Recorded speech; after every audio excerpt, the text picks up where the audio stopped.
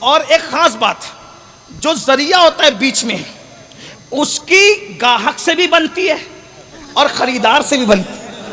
ہائے ہائے ہائے، جے پور والوں اگر میلاد سننا ہے تو پھر اسی کو میلاد کہتے ہیں۔ میرے نبی کو ہوس پرست کہنے والوں، صرف تمہاری اگر تمہارے ضمیر زندہ ہیں، ایک بات رکھتا ہوں، اگر کوئی ہوس پرست ہو تو جوانی میں جذبات جوان ہوتے ہیں۔ جب انسان 25 سال کا ہو تو ہر 25 سال کا جوان 18-20 سال کی لڑکی ڈھونڈتا ہے نکاح کے لیے۔ معاذ اللہ، اگر تمہارا کہنا صحیح ہوتا ظالموں، تو حضور 2 مرتبہ بیوہ ہونے والی 40 سال کی خدیجہ سے کیوں نکاح کرتے؟ ایک بچہ بچپنے میں اپنی نانی کے گھر جا رہا ہے اماں کے ساتھ، اچانک کچھ گنڈے آتے ہیں، قافلے پہ حملہ کرتے ہیں، اس قافلے کو لوٹ لیتے ہیں۔ لوٹنے میں کچھ مال ہاتھ آتا ہے، وہ خوبصورت بچہ بھی ان کے ہاتھ لگ جاتا ہے۔ اس خوبصورت بچے کو اٹھا کر اس دور کے دستور کے مطابق، اس زمانے میں انسان بھی بکتے تھے، جانور بھی بکتے تھے، سب بکتا تھا اس دور میں۔ اس دور میں تو خدا بھی بکتا تھا، اس دور میں تو خدا بھی بکتا تھا۔ کون بکتا تھا؟ بلکہ بک تو آج بھی رہے، زمانہ ہے، لیکن خدا کی قسم ہم بکنے والے خدا کے پجاری نہیں ہیں، ہم خریدنے والے خدا کے پجاری ہیں۔ اور خریدتا بھی ہے تو کتنا مہنگا مہنگا خریدتا ہے۔ ان اللہ اشتری من المؤمنین انفسهم واموالهم بان لهم الجنہ،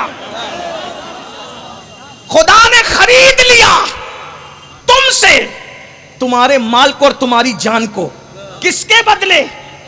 مہنگا کتنا خریدا، جنت تم کو دیا، جان تمہاری لے لی، جنت تم کو دیا، مال تمہارا لے لیا۔ ارے خریدنے والے اور بیچنے والے کے درمیان کوئی ذریعہ تو ہوتا ہے۔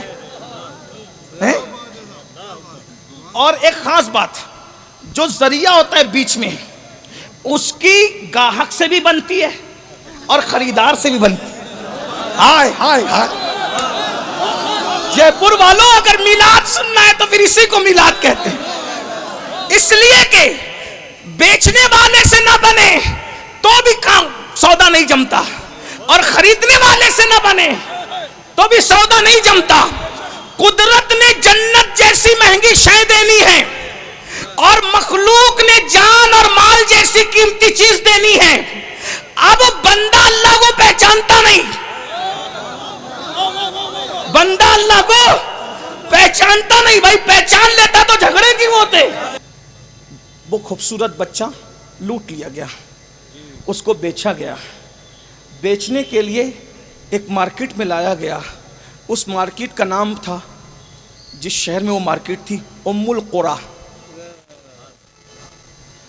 کہاں ہے پتہ ہے آپ لوگ کو؟ نبی کے وفادار ہونا، ام القریٰ نہیں پتہ؟ ام القریٰ کا یہ ایک نام ہے مکہ،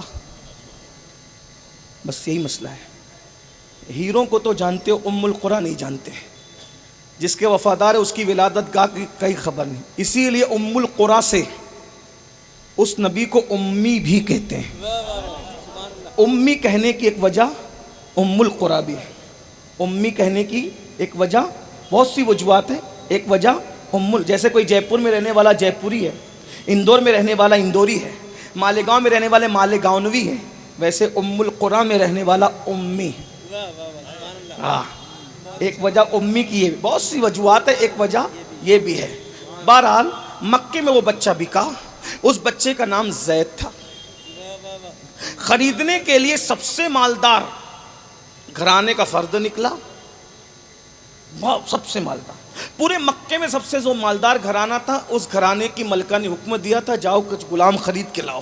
جیسے ہی وہ شخص نکلا، اس ملکہ کا بھتیجا تھا، اس ملکہ کا بھتیجا تھا، ملکہ کے حکموں پہ گیا۔ ملکہ سمجھتے ہیں نا، رانی، مہارانی، ٹھیک ہے، سمجھانے کے لیے ملکہ جو راج کرتی ہو سب پہ۔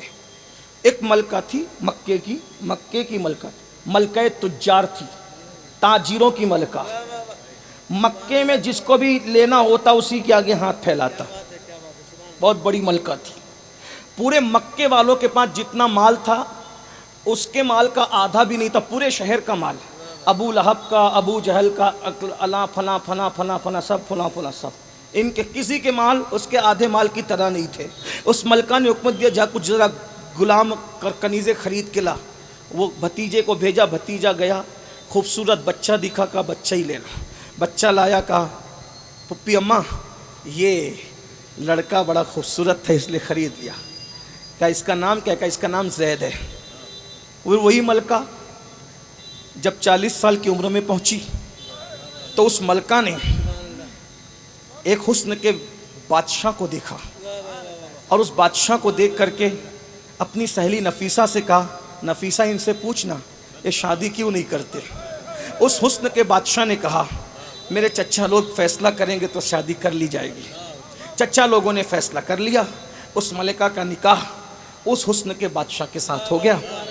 اسی ملکہ کو دنیا طیبہ طاہرہ سیدہ خدیجۃ الکبریٰ کے نام سے،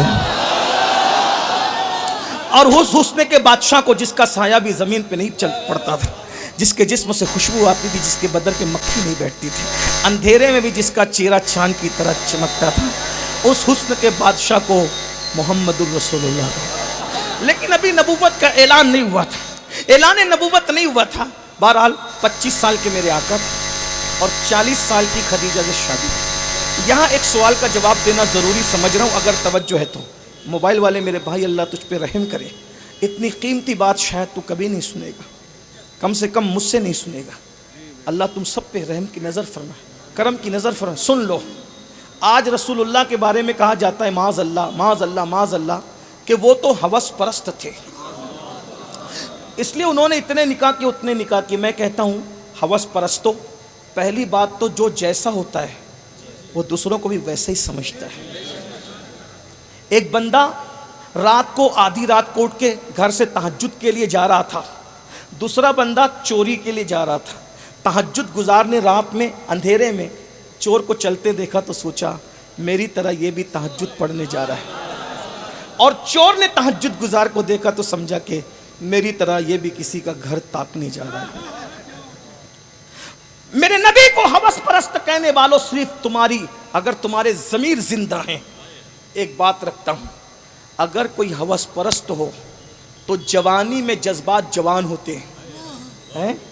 جب انسان 25 سال کا ہو تو ہر 25 سال کا جوان 18-20 سال کی لڑکی ڈھونڈتا ہے نکاح کے لیے۔ معاذ اللہ اگر تمہارا کہنا صحیح ہوتا ظالموں تو حضور 2 مرتبہ بیوہ ہونے والی 40 سال کی خدیجہ سے کیوں نکاح کرتے؟ وہاں ہوس کو بھی ہوس کا تصور نہیں آ سکتا، یہ میرے نبی کی شان ہے، ہمارے نبی کی شان ہے۔ بہرحال میرا عنوان وہ نہیں، لیکن صرف جواب دینا ضروری ہے، کیونکہ آج یوٹیوب پر رسول اللہ کو گالیاں دی جا رہی، ہماری ذمہ داری ہے کہ ہم حضور علیہ السلام کی شان کا دفاع کریں، اور ہم کرتے رہیں گے انشاءاللہ۔ جب تک زبانوں میں طاقت ہے قوت ہے تو یہ زبان ہے اسی لیے دہن میں زبان تمہارے لیے، بدن میں ہے جان تمہارے لیے، ہم آئیں یہاں تمہارے لیے، اٹھے بھی وہاں تمہارے لیے، بلکہ میدان محشر میں بھی انہی کے لیے اٹھیں گے انشاءاللہ۔ صبا وہ چلے کہ باغ پھلے، وہ پھول کھلے کہ دن ہو بھلے، لبا کے تلے ثنا میں کھلے، ہماری زبان تمہارے لیے۔ جس دن اس ملکہ تجار کی شادی ہوئی، مصطفیٰ جان رحمت صلی اللہ علیہ وآلہ وسلم سے اس نے پوری دولت لا کر کے قدموں میں رکھ دی اور کہا میرے سرتاج، ابھی حضور نے نبوت کا اعلان نہیں کیا تھا، لا کر کے رکھ دیا، حضور یہ سب آپ کا ہے۔ اسی دولت کے اندر وہ خوبصورت، اب وہ بچہ نہیں تھا، اب وہ جوانی کی طرف بڑھ رہا تھا۔ حضور یہ میرا چہیتا غلام ہے اور بیٹوں کی طرح اس کو یہاں تک لایا ہے، حضور اس کو بھی قبول کریں، اب یہ میری خدمت نہیں ہے آپ کی خدمت میں۔ حضور نے اس کے سر پہ ہاتھ رکھا، نام کیا ہے تیرا؟ میرا نام زید ہے۔ بس زید نے حضور کو دیکھا، حضور تھے ہی ایسے، جو دیکھ لے انہی کا ہو جائے، اللہ نے بنایا ہی ایسا تھا، اللہ نے بنایا ایسا، جو دیکھے ان کا ہو جائے، جو دیکھے ان کا ہو۔ بھائیو جس کو دیکھ کر بتوں نے کلمہ پڑھا ہے. میرے جذبات نہیں، آپ سیرت کی کتاب اٹھا کر کے دیکھ لیں. مکے کے کعبۃ اللہ کی دیواروں پہ بت رکھے تھے. حضور جاتے تھے تو وہ حضور کے قدموں میں گرتے تھے اور اس سے بھی آواز آتی تھی لا الہ الا اللہ محمد. جس کو دیکھ کر بت کلمہ پڑھ لے بھائی، وہ ذات کیا ہوگی. میں تو یہی کہتا ہوں اس قوم کو حضور کا حسن نہیں پتا. ارے وہ حسن ہے میرے آقا کا. حضرت شاہ ولی اللہ لکھتے ہیں کہ میرے ابا شاہ عبد الرحیم نے حضور کو خواب میں دیکھ کے پوچھا یا رسول اللہ، وہ حضرت یوسف کو دیکھ کر لوگ مر گئے اور آپ کو دیکھ کر ایسا نہیں ہوتا. سرکار نے فرمایا عبد الرحیم، یوسف کو بے حجاب بھیجا تھا اس لیے یہ سب ہوا. مجھ پر تو غیرت کے 70,000 پردے ڈال دیے تھے اس لیے ایسا نہیں ہوتا. ورنہ جبریل بھی ان کو نہ دیکھ سکے. اپنا محبوب وہ محبوب ہے بھائیو. ایک دن جبریل امین آئے. جبریل امین سے حضور نے کہا جبریل تو ہے بڑا خوبصورت، لیکن تو پردے ڈال کر آتا ہے، زمین کے اوپر ہولیا بدل کے آتا ہے. ارے ذرا نقاب اٹھا اور اپنا آپ بتا، میں دیکھوں تو صحیح تیری اصلیت کیا ہے. حضور کا حکم تھا. جبریل نے سارے پر کھول دیے، پردے ہٹا دیے. حضور دیکھ لیجئے، ایک پر سے دوسرے پر کے درمیان پوری کائنات سمٹ آ گئی. ایسے 70,000 پر تھے. جبریل کو دیکھ لیا. جبریل نے پھر اپنی حقیقت بتانے کے بعد کہا میں نے تو پردے اٹھائے نا، آپ بھی اٹھائیے. میں نے اپنا آپ دکھایا، آپ بھی دکھائیے. حضور نے فرمایا تو نہیں دیکھ سکتا. جسے جبریل نہ دیکھ سکے وہ ہمارا نبی ہے. کیا شان ہے اپنے نبی کی. بہرحال زید نے دیکھا، بچپنے میں عاشق ہو گئے. بات یہ چل رہی تھی، یہ بات چل رہی. جو وفادار ہوتا ہے باپ کیا چیز ہے، باپ چھوڑ، یہی بات چل رہی تھی. زید نے دیکھا، عاشق. اب خدیجۃ الکبریٰ کے غلام، خدیجہ خود اب یہاں غلامی کر رہی ہے، ملکہ غلامی کر رہی ہے. پہاڑ پہ جا کے بیٹھتے تو دن میں 2 بار چڑھتی اترتی ہے حضور کو کھانا لانے کے لیے. جب میں اللہ اکبر ہیرا پہ جاتا ہوں تو سوچتا ہوں کہ اماں جان خدیجہ آپ کی شان پہ قربان، ایک بار جاؤ تو 2 دن تک کے طواف کرنے کی ہمت نہیں ہوتی. سرکار ٹائم ختم ہوا، میں اپنی بات پوری کر رہا ہوں انشاءاللہ تعالی. ٹائم پہ بات مکمل ہوگی. بس اینڈ ہو رہا ہے، اختتام اینڈ ہو رہا ہے. توجہ غور فرمائیں. 2 بار جو چڑھتی اترتی ہے بھائیو، اگر عشق نہ ہو تو اس پہ چڑھا بھی نہ جائے اترا بھی نہ جائے. ہاں لیکن خدیجۃ الکبریٰ کا عشق کتنا بڑا تھا کہ ان کو لے بھی جاتا تھا اور لاتا بھی تھا. آپ کی توجہ میری طرف ہونی. 12 سیدہ خدیجہ خود غلامی کر رہی. زید جہاں حضور جاتے ان کے پیچھے پیچھے جاتے زید. اور حضور بھی بہت پیار دیتے تھے. حضور کی عادت ہے سب کو پیار دیا. زید ادھر آ، زید ادھر جا، زید زید زید زید زید زید زید. اب زید حضور کے بغیر رہتے نہیں، حضور کے بغیر سوتے نہیں، حضور کے بغیر کھاتے نہیں. غلام کو اتنا پیار دیا کہ اپنا بنا لیا. ایک دن زید کے گاؤں والے حج کے لیے آئے. حضور مینا میں چل رہے تھے، زید حضور کے پیچھے پیچھے چل رہے تھے. تو زید کے گاؤں والوں نے کہا ارے ارے ارے وہ دیکھو وہ حارثہ کا بیٹا جس کے لیے اس کا باپ رو رو کر کے بے ہوش ہوتا ہے اور یہ کرتا ہے وہ کرتا ہے، وہ حارثہ کا بیٹا زید. گاؤں گئے، گاؤں جا کے کہا او حارثہ، تو جس کے لیے روتا ہے، تڑپتا ہے، بے ہوش ہوتا ہے، مر رہا ہے، تو تیرے بیٹے کو ہم نے ایک بہت خوبصورت آدمی کی غلامی کرتے دیکھا ہے اور سنا ہے کہ اس کا تعلق قبیلہ بنو ہاشم سے ہے. تیرا بچہ اس کا غلام ہے. اور یہ جو بنو ہاشم لوگ ہیں نا، یہ بڑے بامروت اور سخی اور مالدار لوگ ہیں، یہ بے مروت نہیں ہے. تو جا، وہ تیرا بچہ واپس کر دے گا. حارثہ اپنے بھائی کو لیتے ہیں اور جاتے ہیں. اس کا مطلب ابھی اعلان نبوت نہیں ہوا، پھر بھی خاندان بنو ہاشم کے یہ ڈنکے تھے کہ اس بے مروت ماحول میں بھی یہ بامروت لوگ تھے. اور آج بھی جو ہاشمی لوگ ہیں، پکے اوریجنل ہاشمی لوگ، اگر ان کو شجروں سے نہ پہچاننا ہو تو ان کو معاف کرنے کی مروت سے پہچانو، ان کو صبر کی مروت سے پہچانو، ان کو سخاوت کی مروت سے پہچانو. یاد رکھنا، سید کتنا بھی گر جائے گا لیکن باپ کا قاتل بھی آئے گا تو اس کو بھی معاف کر کے بتائے گا ہاشمیت اسے کہتے ہیں. بھوکا رہے گا تو بھی دوسروں کو کھلا کے بتائے گا ہاشمیت اس کا نام ہے.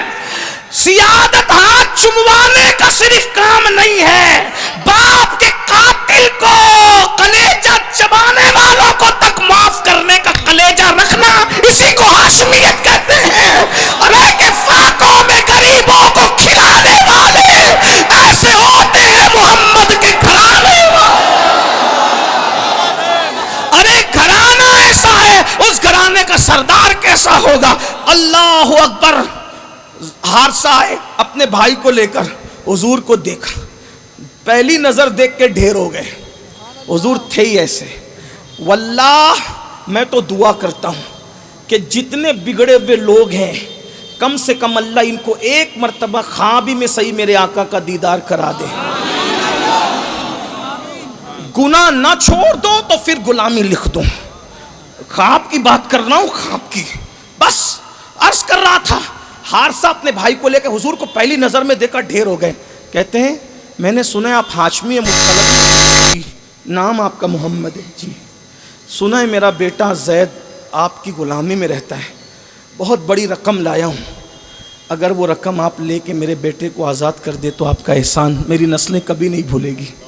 میرے آقا نے فرمایا مجھے رقم کی ضرورت نہیں ہے، نہ مجھے یہ شوق ہے کہ بیٹے کو باپ سے جدا کروں، میں زید کو بلاتا ہوں، وہ تمہیں پہچان لے اور تمہارے ساتھ جانے کے لیے تیار ہو جائے، مجھے کوئی رقم نہیں چاہیے، ایسے ہی لے جاؤ، لے جاؤ ایسے ہی۔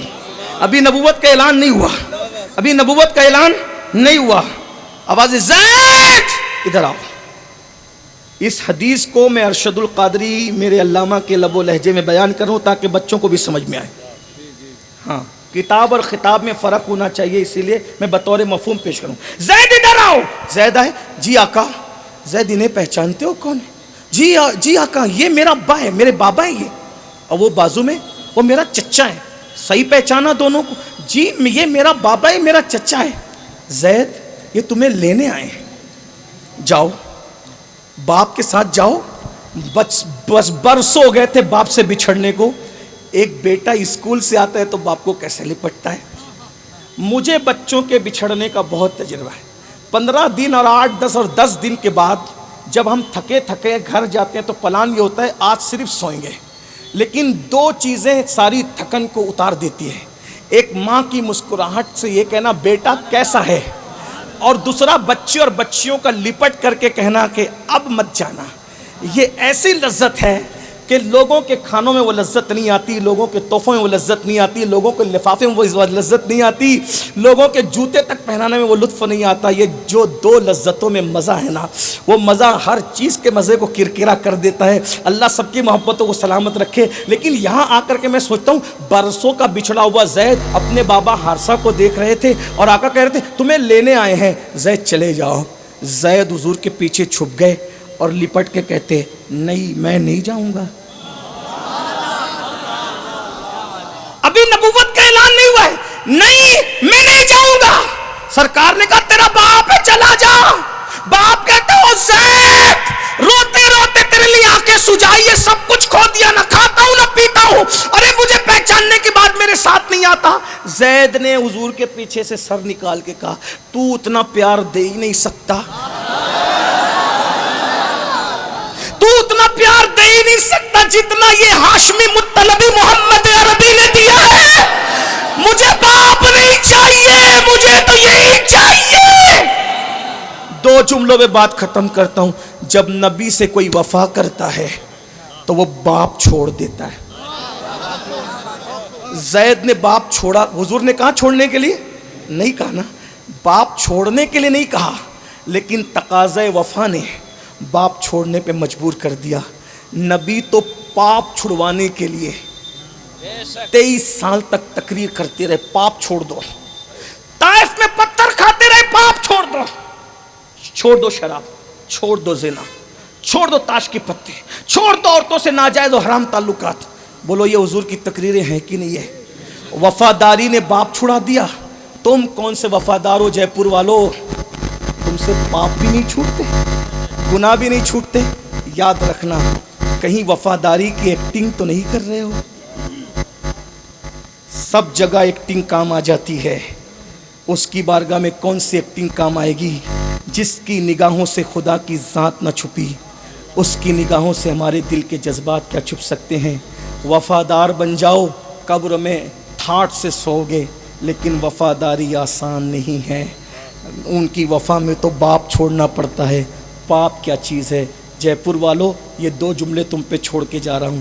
اگر واقعی حضور سے وفا کرنے کا آج عہد کرتے ہو تو بولو حضور کو گواہ بنا کر، کیا آج سے پاپ چھوڑنے، جرائم چھوڑنے کے لیے تیار ہو؟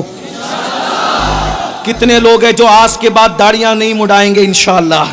ذرا ہاتھ اٹھا کر کے بتائیں کتنے لوگ ہیں جو داڑیاں نہیں مڈائیں گے آج کے بعد انشاءاللہ؟ گانے نہیں سنیں گے انشاءاللہ، زنا کی فلمیں نہیں دیکھیں گے انشاءاللہ، اور 5 وقت کی نماز پابندی سے پڑھیں گے انشاءاللہ. بولو یہ وفا کرو گے تو پھر دیکھنا انشاءاللہ قبر میں لہرائیں گے تا حشر چشم نور کی جلوہ فرما ہوگی جب طلعت رسول اللہ کی. عنوان میرا باقی رہا، پھر کبھی انشاءاللہ. استغفر اللہ وما علینا الا البلاغ.